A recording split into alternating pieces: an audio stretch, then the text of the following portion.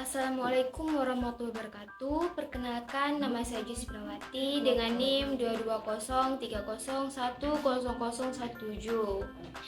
Baiklah, di sini saya akan menjelaskan yang pertama, analisis beberapa gangguan pada bahasa, penyebab dan solusi.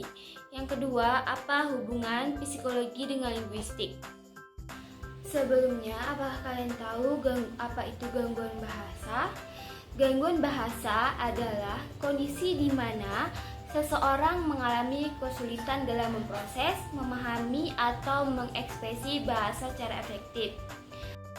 Saya akan menjelaskan beberapa bentuk gangguan pada bahasa yang dapat terjadi. Yang pertama, afesia.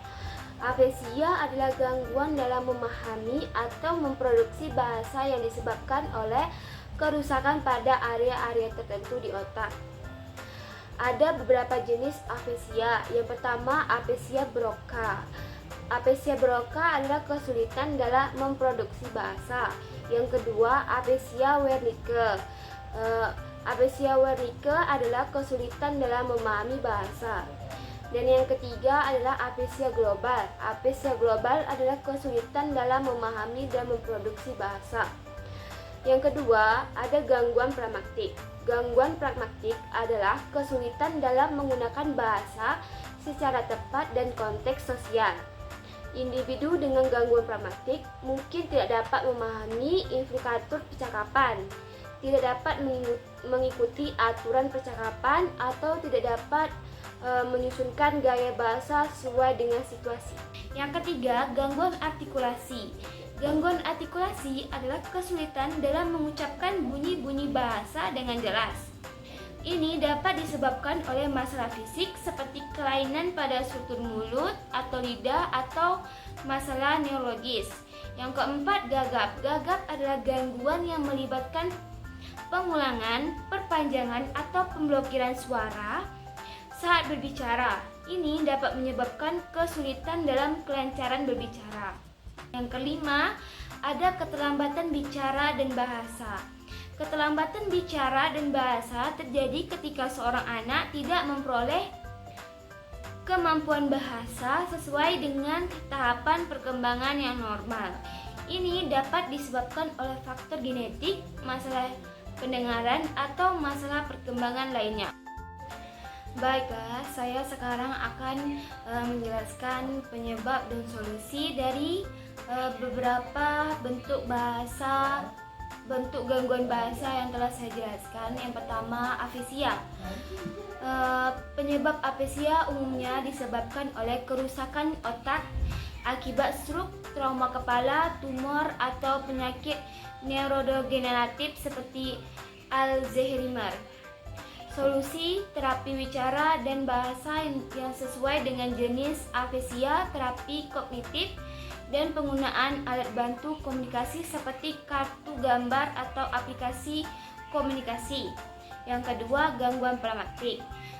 Penyebab gangguan pragmatik sering terkait dengan gangguan seperti autisme, ADHD, atau kerusakan otak tertentu. Solusinya, terapi pragmatik yang berfokus pada keterampilan sosial, bermain peran, dan pelatihan dalam memahami konteks sosial.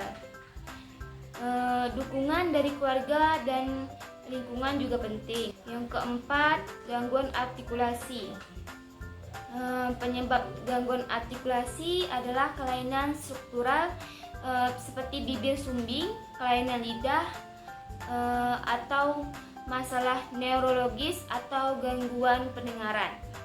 Solusinya, terapi artikulasi oleh terapis wicara, latihan memperkuat otot mulut, atau dalam beberapa kasus operasi untuk memperbaiki masalah struktural. Yang keempat, gagap. Penyebab gagap adalah faktor genetik, perbedaan struktur otot, atau faktor lingkungan seperti stres. Solusinya adalah terapi frekuensi yang mencakup teknik bicara lambat, latihan pernapasan, dan terapi kognitif berlaku untuk mengatasi kecemasan. Yang kelima, keterampilan bicara dan bahasa. Penyebabnya adalah faktor genetik, masalah pendengaran, kelainan neurologis, atau kurangnya stimulasi bahasa. Untuk solusinya, intervensi dini oleh terapis bicara, digunakan alat bantu pendengaran jika diperlukan, dan peningkatan stimulasi bahasa di rumah. Baik, sekarang saya akan menjelaskan hubungan psikologi dengan linguistik. Psikologi dan linguistik memiliki hubungan yang erat karena keduanya sama-sama berkaitan dengan bahasa dan proses berpikir manusia. Ada beberapa poin penting yang menjelaskan hubungan keduanya. Yang pertama, objek kajian. Linguistik mengkaji struktur, makna, dan penggunaan bahasa secara umum.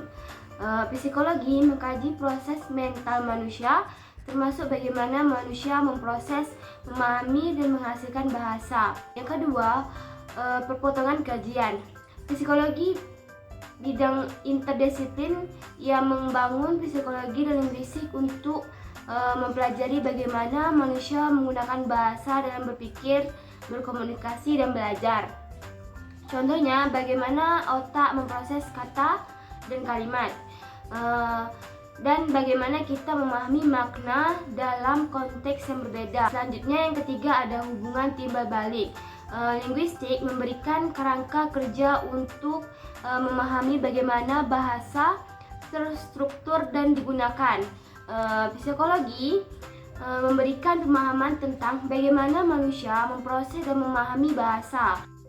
Baiklah, itu saja yang dapat saya sampaikan. Terima kasih.